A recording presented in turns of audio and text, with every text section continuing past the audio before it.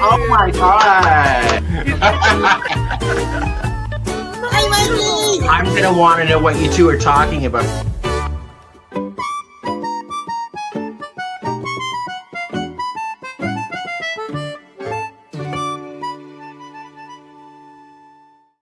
Hello and welcome to another Loose Ends with Mikey. That's right. Take two. If you're just joining us right now and you're just logged in, you'll know that we had an earlier one with Carol, and Carol had some technical issues. And although she's a little bit pixelated, so what are we going to call it? Like you're Minecrafty at the moment with the blocks. That's okay.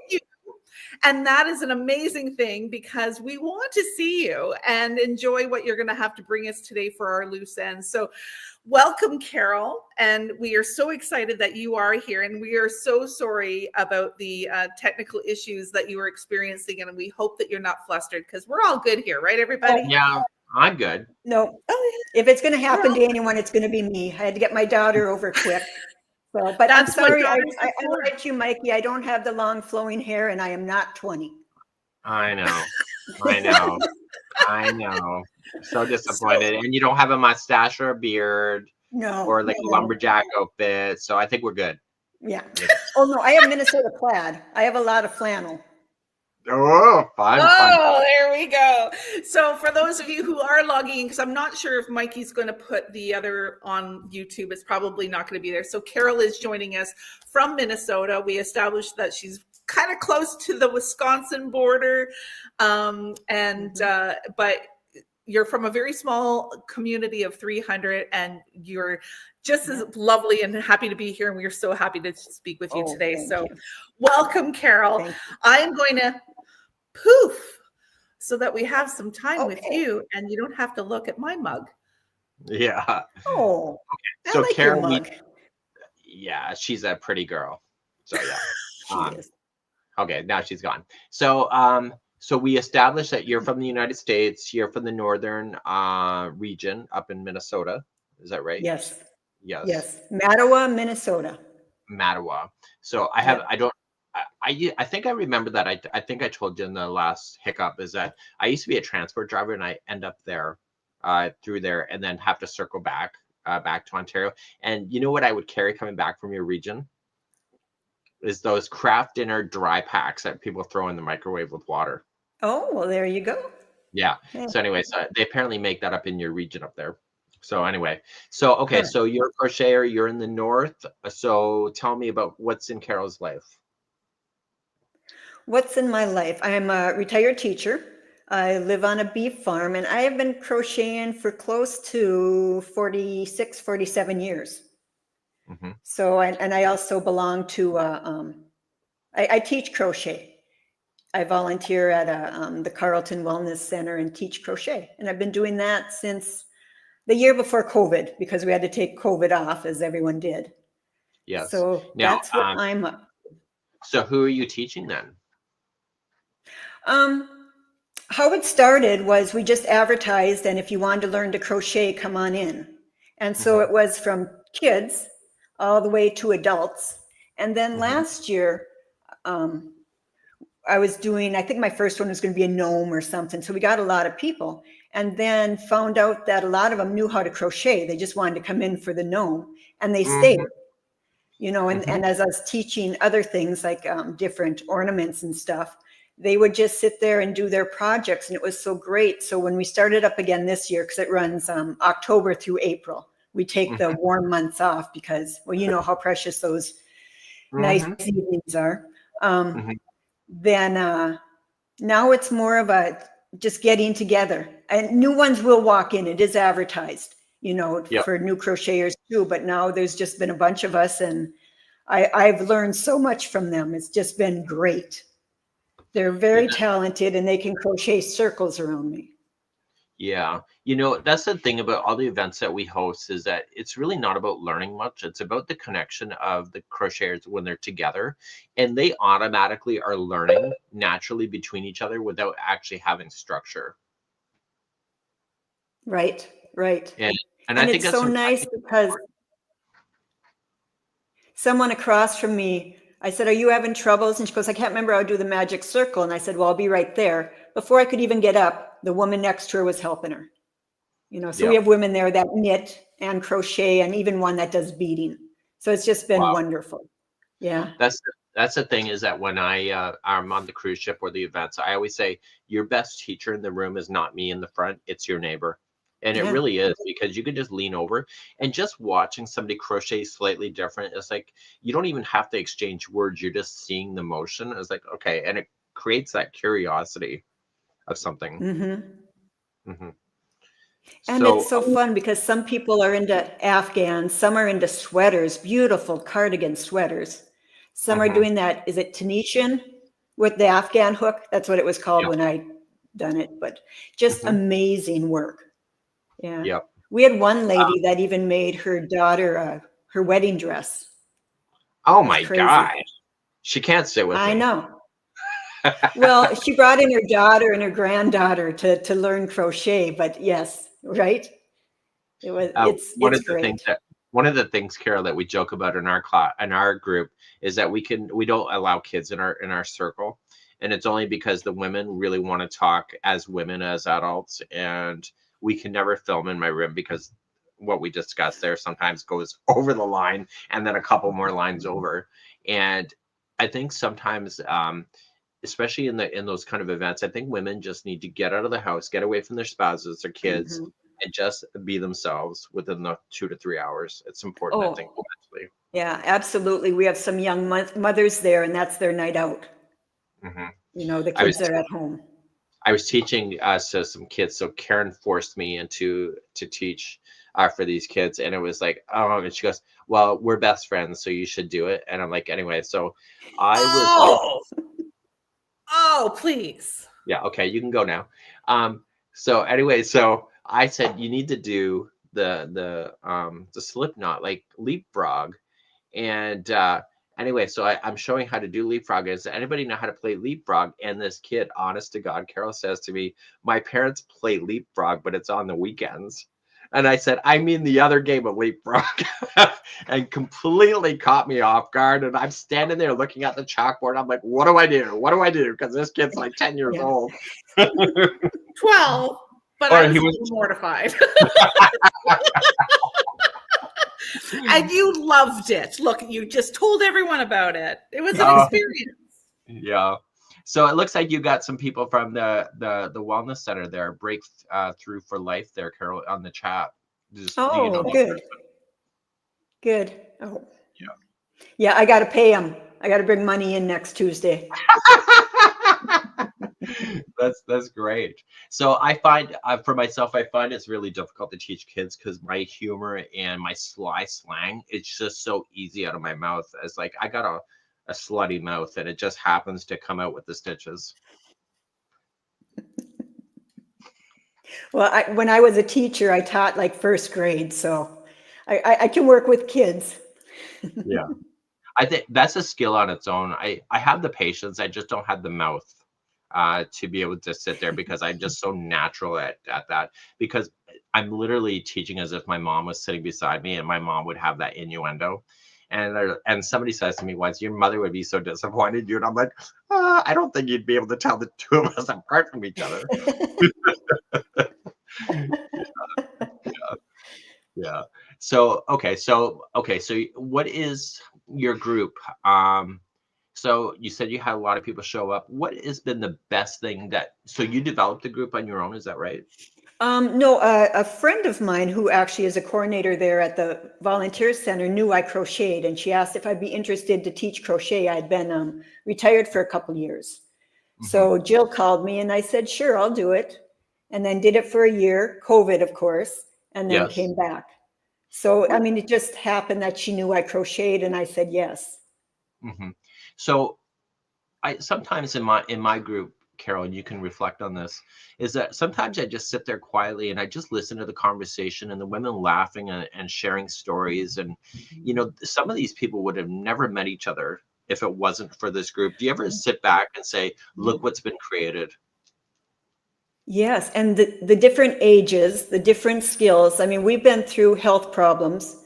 within families, and even one of the members. We've been through death in the family. And sometimes you just get silly and, talk about patterns. You get a lot of ideas. I brought up the crochet crowd so many times, and they've given me different sites. It's just been great. So what's been the most rewarding part for you then in this whole journey of crochet? Like if you were at the end of your life and you were to stand in front of everybody, what would be in crochet related? What would be your moment that just gave you the absolute most joy? Well, I think just the creativity of it, because it's changed a lot since when I started, 46 years ago. You had the granny squares. Like I always appreciated knitting, and I do know how to knit. And I thought they had better patterns, but I enjoy crochet. But now you've got better yarn, you've got better patterns, you've got the internet, right?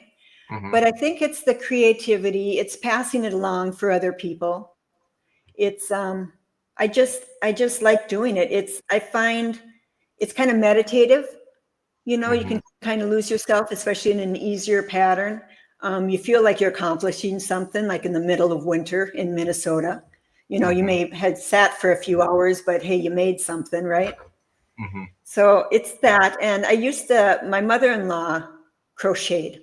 So the very first thing I made was a big granny square, baby size yellow for my first son. And then my mother-in-law was a crocheter. So if we would get on a pattern, because back then you had to buy them in books or see them in magazines, but we couldn't understand it, we'd sit side by side and I'd be crocheting and she'd be reading it to me, early Mikey, right?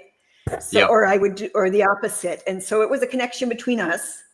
And I married into a very talented family. I mean, they crochet and knit and paint and you name it and they do it.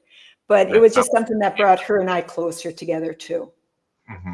One of the moments that I had, Carol, is that we teach on Celebrity Cruises, which is an adult really based cruise line. And so we were teaching amigurumi on the one cruise, and I had an actual little sheep that the group was working on. And because there's hardly any kids on board, it's very noticeable when a kid walks by because okay, who's that small person? And anyway, this young girl had Down syndrome that was with her parents. And we noticed that this girl would stare at the group as she's being held and walking by our group. And we were on a 2-week cruise with this family. And anyway, it just occurred to me near the beginning of the cruise, probably in a few days after watching this girl kind of pass by, and I only have the one prototype of the sheep. Let's teach this sheep and then gift as a group to this little girl the actual real sample of our little sheep. And this girl lit up like a little Christmas tree, and the parents every time we saw them for the remaining of the cruise, and it was something so small, but it was something so uplifting that how you can just change, because the girl's kind of by herself on an adult cruise really, and it's just really wonderful to do that. Yeah, something she'll have forever. I just wanted to point out that the sheep pattern was just posted, and I think was that you? No, that was Wendy. Thank you, Wendy. How beautiful was that? Well, it didn't come up her name. I just wanted to make sure. I see. Okay. You see it. Yeah, it's really great. But one of the things I wanted to come in and jump in with, Carol, is that you mentioned that you did a lot of things at the group originally and that you gave away. And you mentioned hats was one of them. And go ahead. And this wasn't so much during the group. This is how I got into hats. You see this little hat here? Okay, it's knitted. However, this was given to my third child, my son, when he was in NICU, this hat. Wow. And he had a very short stay in NICU. He was the healthiest kid there. And so I figured, well, I bet that some grandmother made this. And here's some hats here that I now make. And then 14 years ago, my first granddaughter was going to be born and then be in an NICU. She was born with gastroschisis, which means her intestines were outside her body. And we had no idea how long she'd be there. Well, her mother and my other daughter and I made hats because I knew in NICU, they need hats. So that's what got me started in knitting hats and giving them away. And these are Now, some of the examples. Are you saying the one on the bear is actually from the one of your own child? Yeah, it's Same like 40 one. some years old. Yeah, it's the same one. And then when he was done wearing it, I tied it on. I sewed it on here. And then a girlfriend of his in high school actually wanted this bear. She was an exchange student and wanted to take it. And Oh, hell luckily, no. he came and asked me. Yeah, right? Right? No, the best thing he did was come ask me because there was no way. But that's how I got interested in giving hats away. And now I make my, I have 2 daughters. My youngest one, who helped set up this technology stuff, fixed it for me, is a doula. So she helps women before, during, and after they give birth. So then I make hats and then she gives them to her client. And my oldest daughter is extremely close to being a midwife on her own. She works with another midwife right now. And so I'll be making hats for them too. And oh then, my God, you're going to be like an assembly line over there, Carol. Well, you know, the thing is they're baby hats, so they're real little. That's true. And then now in between that, I make hats. There's a bigger city, Crochet, that takes them during Christmas time, you know, and then gives them out to people that need them in the, you know, in the area. So I make hats for that. The hats are quick and easy, and you can make them as complicated or as easy as you want. So now, Karen, can you flash that hat photo again? I can't help but notice how good your stitching is. Like, oh, okay. Wow. Well, a few of those, 2 of them are knitted on a knitting machine. Still, that's and then 4 the machine back and forth is good. Yeah. But they're really elegant looking, and the colors are just fantastic. Yeah, thank you. Wow. Yeah, it's nice to be able to do that because I know how much I love this hat, right? I mean, I still have it. So I know how important a hat can be. Yeah. So you never know that somebody actually may be talking about your hat in the future without actually knowing whoever made it. Like I am, right? Yeah. Yeah. Yeah, it's really remarkable. So really a piece of yourself is going forward without ever knowing who the original author was. Well, literally a piece of myself because I lose a lot of hair. And so that gets crocheted in. So yeah. Sorry, I had to jump in on that. That is amazing. I love it. A little bit of DNA. It's going out there. Bit, yeah. I did want to prompt you on the other little special thing that I told Michael not to look at when I was redoing all of this. And it kind of coincides with the doula and the midwife and all of that other stuff. I'm going to pop that in. Does. And then we'll go in. All right. I'm going to we see if he knows what it is. What's that? He doesn't know. I know. You're going to have to tell us. Just show me. Just show, like everybody online. Yeah, tell her. Oh, but I wanted. What is it, Michael? Michael, what is it? Hey, that's a uterus with some hands. Very good. Well, hands or fallopian tubes. We'll go either. What's the pink thing? Is that the same thing? Really? No. So my oldest daughter, my oldest daughter, who's a massage therapist and a midwife, asked me to make her a uterus. You know, so why not, right? So she uses it in her classes and things as she's teaching movement and body, and then she's got this pelvic thing here, and when she can show where it places. This is not to size. This is a little bigger because why would I do gauge? I never do gauge. But yeah, that was unique. That was one of my more interesting requests. And I don't know if she found the pattern or if I found the pattern. It's amazing what you can find patterns for, right? No, I'm really surprised. I did not know that toilet rolls come from women. Like, that's something new. What? There's a toilet roll in there. Well. Heaven's sake, Michael. Okay, so I have to show something. So Carol does not know this, and I told her that. Wait a minute, I'm not done with that. I'm not done with that. I'm done with the toilet roll. What's the brown thing that was in front of the what's the brown thing? Okay, I'm not a midwife or a massage therapist. My daughter would have to tell me. It wouldn't be the spine. Maybe it's where something else is. In front is the bladder. That I know. But Okay. Probably the bladder. Is that what that is? Who's well, in good at front is, anatomy? yeah, the Yeah. front is definitely the bladder. What's behind? Well, The toilet paper roll, I think, is probably the spine. But it's fabulous. Yeah. well, thank you. I I'm never so took happy to anatomy. Yeah, no one ever compliments my uterus. This is great. I love it. I absolutely love it. And may I share now, Michael? Yes. Do you trust me? Yes. No, not at all. Oh, what is that? Oh, you got My a little daughter made uterus. me a uterus. It's an angry uterus because I had uterine cancer. Oh, So, been there, done that. So when I saw that, I'm like, oh, see, it's it's a uterus with hands or whatever you called it, fallopian tubes and ovaries, my dear. That's probably more actual applause. Oh, So, really? yeah. No, I'm surprised she didn't give it a middle finger if she was that angry. The uterus was angry, not my child. Oh, no, I'm just saying. Anyway, so what do you do with that? What are you doing with that, Karen? Do you know where it is? I keep it with my crochet stuff. Whenever I take a bag of stuff to the group, when I was able to go to the group when I wasn't. Is that what that is? That's what this is. Oh, I didn't know what it was. I keep it with me whenever I have it with me in my crochet bag, and two things. It reminds me of my daughter and how she was really supportive of me during this time. So Wow. yeah. See, there you go. See, you never know. learn. It could be for a doula and the miracle of birth, or it could be because somebody had to get it removed at the same time.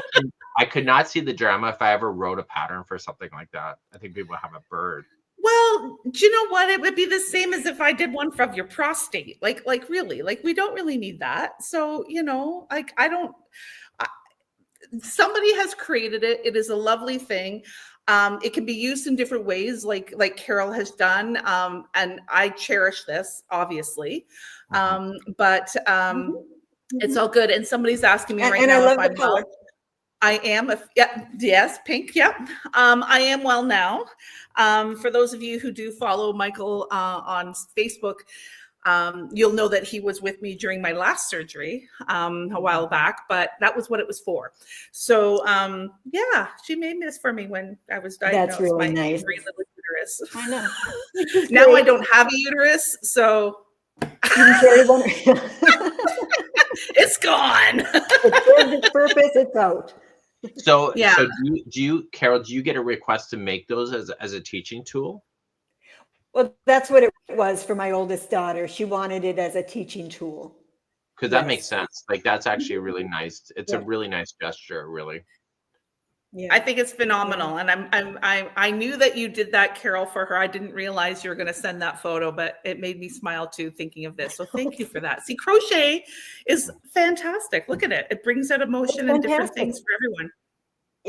Yeah, it can take you in. And on that note, I will let you guys talk. All right. There's not. What even are we going to talk about? There's not even a lead out, Carol. Well, Carol, let's just talk about Karen. I do want to tell you. I've been to Nova Scotia. Oh, yes. Really? Yeah, I've been to Nova Scotia. Tell him where. Years ago. Well, I'm not going to say it right. The first place I went to, what did I tell you? Digby. The second place was wine country. She was in Gasbro. Oh, really? Yeah, right around the corner from us. Yeah, totally. Way before you were there, but it's beautiful out there. We love our neighbors to the north. We love Canada. Yeah. Yeah, I really like Nova Scotia too. There's one of the advantages of living out here, Carol, is that because we are in Atlantic time zone, so it's currently at 8:46 p.m. here now, is that we're online earlier in the day, so the internet is not very slow at all, because by the time the rest of the North America wakes up, the internet gets slower as the day goes on. And so it was one of the great things, but I never realized how much the world revolves around Eastern time until I moved out here. because some of the shows are on so late. Well, at my time zone, because you're waiting for Eastern to go. So what else are you crocheting these days? Well, these days I can show you what I'm working on right now. Sure. And it's just a baby blanket, the spider web one. Yes. I had bought this yarn. I wanted a light pink. I was going to do a cardigan, but this just is too bright for a cardigan, but I thought I'd make a baby blanket. But the yarn I love are these bitty stripes. Oh my God, I know. I love bitty stripes. If I only had to use one yarn for the rest of my life, that's what it would be. So what is it, Carol? What is it about the yarn that you love? The bitty stripes, the colors, and it's so soft. And I see she's showing a picture just like the one I was doing of this was for my youngest grandchild, the spider web one in baby yarn. They just launched some new colors of bitty stripes too.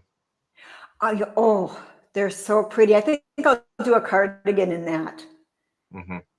So the bitty stripes is kind of fascinating because Bag O' Day Crystal got a hold of the bitty stripes and so did a review on it. And somebody's asked me about bitty stripes for Red Heart, and I'm like, I don't know about bitty stripes. So I had to contact Yarn Inspirations. I'm like, what's this?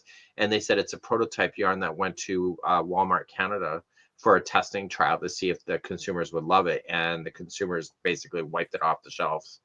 And I'm like, well, this is great. So sometimes the trials work and other times. So I never got to see it on the first time around because I was so late to the party. And I'm like, well, I cannot wait to see what this yarn looks like if people are that excited. And once I got it, I can't stop crocheting with this shit. It is just phenomenal. I just want to see what's going to happen. I love it. Yeah. And I did a corner to corner with it, and the stripes are just perfect. It's really, there it is. That's going to be a present for a grandniece. Carol, that's beautiful. Yeah. Well, it's a yarn, right? It is. People look at it like, how do you do it? But it's the yarn. It's just so beautiful. I like when the yarn makes you look better. Like in the sense where you're baking and you throw the flour on yourself and you say that you were out there all day. Meanwhile, you're getting the Betty Crocker mix out. But I like how yarn make you look more elevated than what the stitch is, because it's a good mental boost, right? Yeah. Yarn has come a long way in the last 40 years. It's really nice. Well, that's the thing that drives me nuts, Carol, is that you get people that are online bitching about certain things. And I'm like, I've been around the block, as you know. So I remember picking yarn out when I was 14 years of age. The choices we have today are just ridiculous in comparison to where we come from. Even to know how to do a pattern, unless the local store had a pattern book, you were screwed to learn. And now you have the full resources, and it doesn't seem like it's enough. Right. Yeah. Yeah. If you want to learn something, it's like you got the library right in your hand. Oh, absolutely. The internet's made a big difference, and the tutorials are fantastic. Yeah. And every time I start a corner to corner, I have to go back to your tutorial, because starting it, I can't get the start in my head.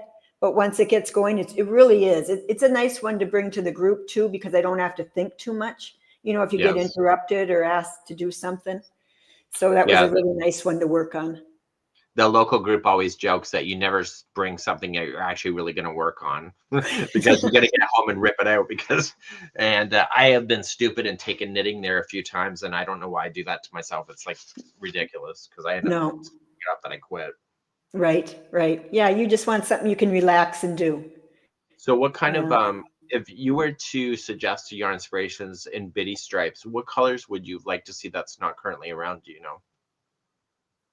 Oh, this crayon one I just love so much. But my favorite colors, I like green. I like greens and I like blues. But yellows are nice too. I don't know. I kind of looked at some of them when I was thinking of doing a cardigan, and I don't even know which ones I'd pick. They're just so pretty. Yeah. So now Naughty Yarn was like saying the new. I have a hard time. Sorry, I have a hard time putting colors together. Yeah, I am too. I was just saying I have a hard time putting like solid colors together. I quilt a little bit too, and that's my hardest part, is the colors. So when you get something so nice like this that's in there and they all go together, it's fantastic. what drives me nuts, Carol, is that I would do a whole bloody blanket, and Daniel said, you should have did a different color with that. And I'm like, where were you at the beginning of the journey of like 2 days ago when I was gonna suggest? Because if I asked him to go down to my yarn room, the guy goes down there like I have just beat him all to hell just to look at some yarn to pick out some colors. And but it's always, I never have the right colors in stock. It's an illness, I'm sure it is. I think that's with all of us because, you just always have to buy new yarn. This picture is a shawl I did, and this was with maybe an ombre yarn. Now this shawl, I I believe, is believe. on the ball band of Karen stripes. What is it called? This is on the ball label of Karen spice cake. Yes. It's one of those cakes. Yes, because that's where I got the pattern from. You're absolutely right. Yeah, I know. That, I don't know. that was a fun one. Yeah. Now, did you like doing the double ruffle like that? Yes, I did. I did because it was something different. Yes. Yeah. So Donna, my friend That Donna, turned out well. my Donna friend lives actually north of you in Canada. She's saying it's the cinnamon swirl cakes. So thank you. Yes. Yes. Yeah, I So enjoyed that one. I really like shawls when they start off in the the front back spine, or should we call that the toilet paper going forward? The toilet paper, and you work your way out, and you can go as big as you want, because I think some of these shawls that start off at the big part, because we're all different shapes and sizes, and I have seen this happen where literally if you want to grow this thing bigger, you're basically screwed, especially if you're a larger person like me. Right. Oh, that's elegant. Oh, thank you. That's a prayer shawl. I actually made one for my mother-in-law many years ago. And then she started making them for her daughters. And then when she was in hospice, just had started one for one of the daughters. So while she laid in hospice, I had finished it for the daughter. So, Wow. So is that yarn marled? you know what? I don't know. I probably should have written all this down. I make it and then it goes out of my head. Yeah. You know what? So I Honestly, don't know. Yeah. But you I sound love blues like that. sound like you're very prolific. You sound like you're always moving and doing and thinking of other people. Oh, well, maybe. I don't always give a lot of my stuff away. If someone likes it, I'll give it to them. But my kids have Afghans their grandma made, and they have some from me too. But it's unless I really like it and think they'll like it, I have a hard time giving things away just because I want to make sure they go to someone who will appreciate it. Because we know the work that goes into it, right? But I think my worst fear, Carol, is you give something to somebody and then you end up seeing it in their garage sale the year later, and then you're like you regret the decision. Yes. So And this is one of yours. When I saw this one, I knew I had to make it. Oh, that's timeless. Like they say it's kind of Christmas oriented, but it's really not, especially in our region of the world, like with all the trees and stuff, like that just fits right in. Exactly. And I live in a log house. It's perfect, right? But Oh, wow. this one took me a long time, and not because it was difficult. I mean, I followed your video the whole way through, until I could get to the repeat, and then, but because it's single crochet. But it was, and I could only work on it in the winter because you know how that is. Those Afghans get so warm on your lap. But I absolutely love this one. When I saw that, and you probably see that when you are coming up with your patterns. But when I see a pattern that I really feel I have to do, I just jump on it, and I love the colors and everything. Now I think there's a 40. Not that I remember, but I think I do. I think there was 40 rows in the repeat. It was huge. Because I remember sitting all afternoon for that one. Like, oh my God, this thing is never going to end, as far as like just to the repeat, just to get those trees to line up perfectly. I find mosaic it's beautiful. really teach. Yeah. Yeah, I enjoyed that one. And people have said, oh, is that a Christmas one? It's like, no, it's for my house. Oh, this is during the pandemic, Yes. This is, I call her Corona Kitty. Oh my God. It's got yellow eyes too. Yeah, that's one of yours too. I don't normally do animals. Yeah, during COVID, so Yarn Inspirations gets a hold of me and they said, we have this fat cat. And I am like, okay. And they said, we'd really like you to teach it. And I'm like, okay, fine. And anyway, this thing went friggin' viral during the beginning of COVID. Like, just holy cow. Mhm. And I still Yep. love I the jumped cat. on. Mhm. Yeah. Yeah, I couldn't Cool. So, decide, do I call it Corona Kitty or quarantine cat? But oh, Jesus. Yeah. But, at least you try something. Like, I like amigurumi, but I don't love doing it, but I don't mind it, if that makes any Mhm. sense. Oh, I appreciate it. amigurumi behind you, even whatever. Well, I purchased Right. that. So, Right. what's the craft scene like where you live, Carolyn? I think it's pretty good. We're fortunate. We have a Walmart, so that's where, there's some yarn there. But in Duluth, which is a bigger town, we have a Michael's and a Hobby Lobby. And then going up the North Shore, there's some really nice specialty shops. The kind of yarn you go in and touch, thinking, you'd have to buy so much of it to make anything, but you're like, I'll just pet it and walk back out. Yes. Well, I think, and I'm guilty for this. When you walk in those independent stores, you think you're going to make an Afghan with yarn that's like $40 a hank, and it's really not designed to do that, right? No, it's But not. like as far as craft shows or anything like that, do you participate? Is that something that's in your region? Because we have a lot of that Oh, here. not at all. No. Yeah, and there are people though that do, and I'll always go up to them. I appreciate their work and stuff, but I don't know if you can really get your money out, Well, because of your time and everything. the stuff behind me, some of that I made, but they charge $20 Canadian for those seagulls, and I like Mhm. the yarn for that is burnout blanket. I will take 3 seagulls. And Right. so what I do is I purposely grab that stuff at a show, and then if somebody's having a baby, then literally I just grab it off the shelf and just hand it over. Right. Yeah. Those are big. They're even in packages now, right? Where you can just buy a package and make yeah. You can. From what I understand, because there are many different crocheters that are local that have made those. What I understand, I think they find their patterns on Etsy or Ravelry, and they just go for it. And once they find a pattern they like, and then they go to a show and then they see what sells, so they just make a couple of them and see if that's going to go, and then they go hog wild, right, and then make quite a few. So there was I don't know how many seagulls she had, but those things were flying off the shelf literally. Yeah, it's amazing because there's really cute hats out there, right? That look like animals and stuff, and those might go, but your Afghans and stuff, well, that's hard to get your money out of. But Yes. I crochet for pleasure. And one of the questions I was going to ask you is, how do you not burn out from crocheting when it's your job? How do you know that I'm not? Is your passion? I do burn out. My worst burnout is usually right at this time frame, and I'm struggling right now because there's a difference of doing it for a living like I am, and actually trying to keep up with the expectation of what people have. I think my biggest lesson that I've learned, Carol, is never show and tell unless I'm fully committed that I'm going to finish it. Because what happens is that somebody will remember that I worked on something and I never released it.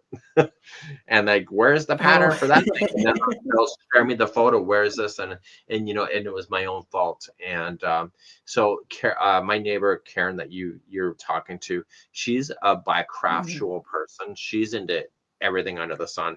So a good release is to go hang out with her. Not only down a bottle of wine or two, but also to paint and do a lot of creative stuff. And it's just that connection time with other people, really. Right. Yeah, because as a business, it'd be different. And that's why I don't want to do craft sales or anything, because then you have to have so many made and set all that up. So for me, I don't want to do it. Other people, that's just fine, because I'll go right over there and talk to them and look at their stuff because I appreciate it so much. Yeah, exactly. Yeah. Now I have a friend that is the only friend I know that's truly successful in a craft show. This woman actually pays for all of her vacations, but she's very, very selective on what show she goes on. So even though there could be a show in her region, she does shows that are she knows what's going to happen. So Right. she's very selective, so she doesn't waste her money because that's the hardest thing. Yeah. We live next to a fire hall here, and the show here that happens. When I walk in there, honestly, you hear all the necks of the people turning because you're the only person in there. And it's like, it's so sad, but there's so many craft shows where I live. Like there could be multiple in the same day in this region. It's like you can only go to so many, right? Right, right. Yeah. And So, around our area, I think what's really big is quilting, you know, because of our temperatures and stuff. So quilting is probably the biggest craft around our area, or woodwork. That's another one. One of the things that, because I worked with Yarn Inspirations as a sponsor, well, they sponsor us, but when we considered moving, they said you'd be stupid not to move to Nova Scotia and stupid not to move into where we live. They said it is a mecca of creativity here with the craft shows and people that are so creative. And they said you're going to fit right in. So if you're going to make a move, go somewhere where people appreciate it. And because I live in tourist country as well, the amount of new people that come in during the late spring through to the fall, it's just such a revival of the area to have that. And I think when I'm watching the tourists coming in, just the spark in their eye on how excited they are, it actually kind of lifts you out of a funk when you see new people kind of visiting. And I love that. Right. Oh, that's nice. Yeah. I can't wait to experience it with those people who are coming to Nova Scotia with us on our Nova Scotia experiences. So it'll be fun too. And I think you're absolutely right, Michael. This is really great. We are very, very blessed to be here for all of that. But yeah, and Carol, quilting's good too. I may have a quilt. Quilting's good too. Yes. Yes. I don't know if you would call me bicraftual. I have more than two personalities. I like that word. Yeah. She is into everything, and if she doesn't know how to do it, like that girl is on YouTube. She actually signs up for online courses, and she was playing with the course when we were together on the weekend, just watching a woman how to paint. Oh, I didn't know how to do that, and there she gets a painting done. And so that's one thing I like about Karen the most is that she's not scared to try something new, where I'm terrified to try something new. Yeah. Yeah. Well, I have other hobbies too, not that many, but I like to collect supplies more than actually do them. That is a hobby on its own. Yes. Yeah. There's nothing wrong with that. No, it's fantastic. Anyway, Carol, it has been absolutely pleasure. I am so glad we had an opportunity to see your face and to and have a conversation where we knew who we were talking to. Yes, you were there. I hope you enjoyed your time with us today. Yes. And I love you guys' glasses. This is about the funnest glasses I have. So. Oh, shut the hell up. You should have worn them. I can't see out of them. You guys are blurry, but and they're not as colorful, but they're not as colorful, but they make it up in size. So Carol, what would you say somebody's interested in crochet and they haven't tried? What is your biggest piece of advice to a new crocheter that has never crocheted before? Oh, just go for it. Go for it. Take a class or get online and just go for it. And you got to practice it, right? You just got to keep going for it. And there's just so many stitches and so many things you can do. It's just, it's a good outlet. You can just forget what's going on in the world or whatever problems you have, and you can just crochet. Yep. So I would say go for it. Yeah. Absolutely. Yep. Absolutely. Well, Carol, it's been a wonderful time to get to know you tonight. And I'm so amazed by the guests that are coming on our show. Like you have your own group, like there was last week with the other one, and for Cindy was her name. Was it Cindy last week? Yeah. I like how women and others are getting together to come together for that. I think the world needs to see more of that. And if it's missing, you need to create it, because that's what we have to do in this area. Yeah, Right. absolutely. Right. Yeah. But I don't No, necessarily this want is people. wonderful. And I just want to encourage anyone that might be on the fence, should they sign up or not, to come on to do it. Go for it, because this has been fun. Yeah. It's a So lot what are of you gonna fun. tell You guys are just so what are you easy gonna to tell talk your to. group? What are you going to tell your group next Tuesday? Well, actually, okay, so it's the very last day of our group. I'm not going to be there because I'm going to the Florida Keys. Oh, la-di-da. Yeah.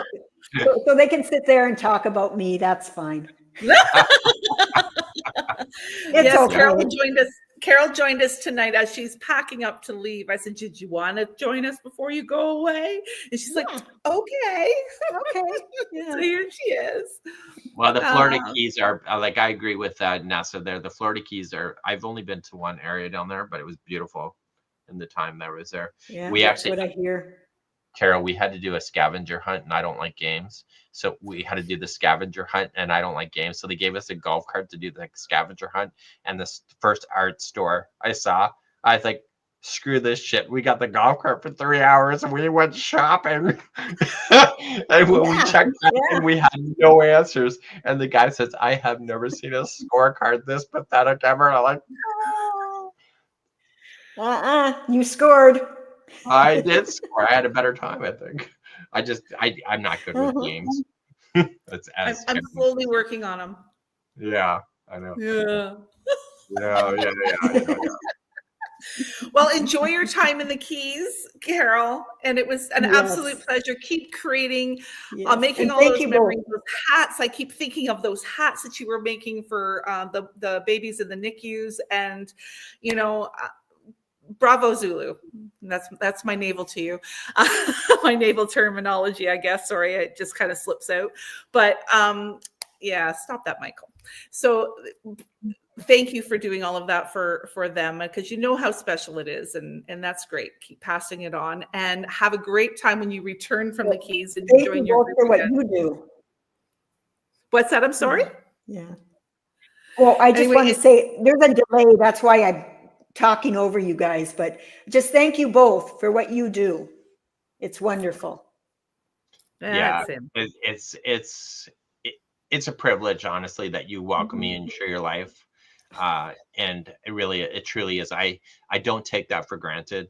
And I want to see what else is with crochet, because I think that's why I'm addicted to the damn thing, because there's something more to learn. And though I'm almost 40 years into this hobby, there's still something more to learn. And there's another new trend of something that I didn't know. It just never ends. Can't wait to see what you come up with next, Michael. What? I said, can't wait to see what you come up next. And I'm sure I'm not alone. Oh, there's the eyeballs. All right. On that note, we'll see everybody here again next Thursday. Carol, have a great time. And Michael, any last words of wisdom?